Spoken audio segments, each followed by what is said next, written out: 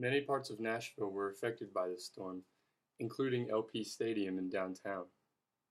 Whitecaps can be seen running through many suburban areas of Nashville from all the rain. Residents were trapped at home because their streets were flooded, and it prevented them from leaving. This house barely stands above the rising water levels that affected this neighborhood. What was once open fields now looks like brown rivers flowing through parts of Franklin. It is hard to tell how high water levels were in some wooded areas. My friend Sarah Bellotti stands on the highest point of her driveway. She was unable to drive anywhere for 2 days.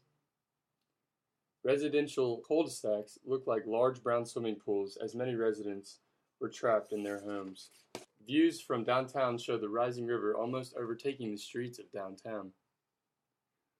What was once a 4-foot fence barely shows 6 inches due to the rising water levels. Even after the rain stopped, the flooded water remained untouched, with nowhere to go. Local grocery store workers were trapped at work overnight. At least they had food with them. Intersections were unrecognizable and bridges were flooded, preventing anyone from driving on the roads. Some places seemed to have raging rapids tear through their backyards and wooded areas. A one-story house had almost chest-level water filling their house, forcing the residents to evacuate. Even as the levels subdued, some creeks remained full of brown, murky water. Floating objects were seen down streets, and water levels were almost halfway up this 10-foot tree.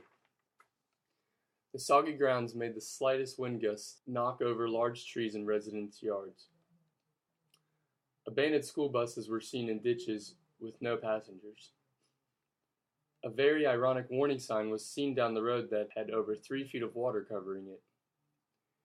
Even rescue squads weren't able to brave the flooded roads to help save many trapped residents.